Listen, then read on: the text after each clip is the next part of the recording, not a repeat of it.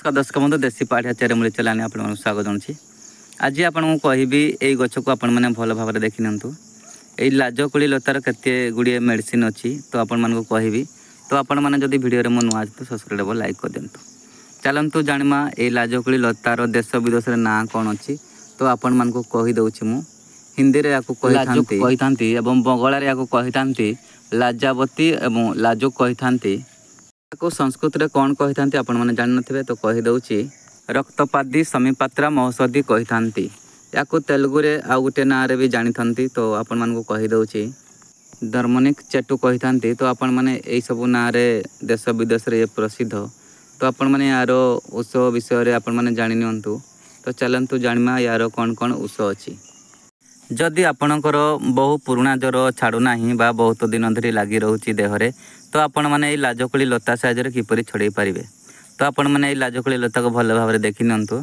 आपण जो भी लाजकोली लता पाउछंती तार मूलरू पूरा उपाड़ी आणतु गछ को उपाड़ी आनी खरारे सुकई दिंतु। गछ खरारे सुखी गला परे ताकू चूर्ण कर नियंतु। चूर्ण करी नहीं गोटे जगार आपण मैंने रखी नियंतु। सकाळु सकाळु खाली पेटरे 1 चामच जदि आपण मैंने पिउछंती पानी सहित मिसे जदि पी दउछंती तो किछि दिन भितर से पुराणा ज्वर आपणकर देहरु छाड़ी जिवो। तो आपण मैंने यही काम को भी आपण मैंने ट्रायल करि पारिबे। जदि आपणकर केबे ज्वर छाड़ू नाही तो आपण मैंने ज्वर उपलक्षे यही लाजकोली लता को ट्रायल करि पारिबे।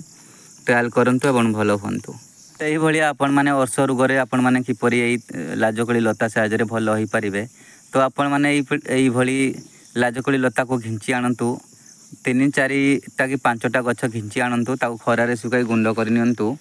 सेही भली सकाळु सकाळु आपण माने जदि खुला पेटरे 2 सप्ताह पर्यंत आपण माने जदि सेवन करछंती तो आपण मानको अर्श रोगरे भी भल काम देई थाए, बहुत आराम मिली थाए। तो आपण माने एई लाजकोली लता को अर्श रोगरे आपण माने यूज करि परिबे।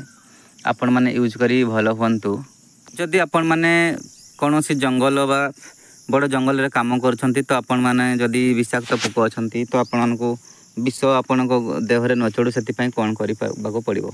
तो आपण माने लाजकोली लता को पूरा चिकन करी बाटी नियंतु एवं देहरे बोली जदि तेल माखिला पर आपण माखी करी जाउछंती तो आपण माने जे कोनसी विषाक्त पोक चाबिले आपण को देहरे कोनसी विषाक्त उठिबो नाही।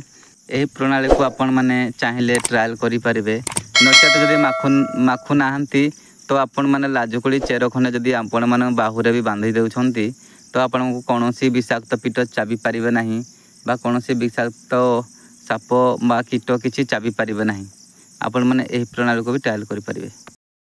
जदि आपण को मुहरे व्रण होछि तो आपण माने किपरि लाजकोली लता साहाय्य आपण माने ताको चिकन करि परिबे। तो आपण माने भल भाव में सुनि नंतु।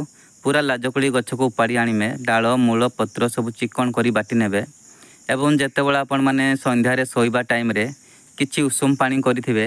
उषुम पानी को प्रथमे मुहरे धोई नेबे उषुम पानी को तापरे आपण माने सोइला टाइम रे आपण माने लाजकोली लतार चिकन जो बाटी थिबे सेई ताकू आपण माने मुहरे लगाई सोई जानतु। देखिबे एई बेले 2 सप्ताह पाखापाखि आपण माने जदि डेली आपण माने यूज करछंती तो आपणकर मुहर कला दाग एवं व्रण भी पूरा सफा हो जिवो। आपण माने या को भी ट्रायल करि पारे व्रण पाई।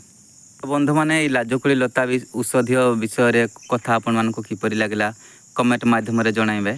जदि वीडियो आपण को पसंद लागथाले सब्सक्राइब और लाइक गोटे कर देबे। कमेंट रे लिखि जणाइबे। आज पई एतिकी नमस्कार विदाय दियंतु। जय श्री कृष्णा। पुणी देखाबा आउ को नवा वीडियो रे।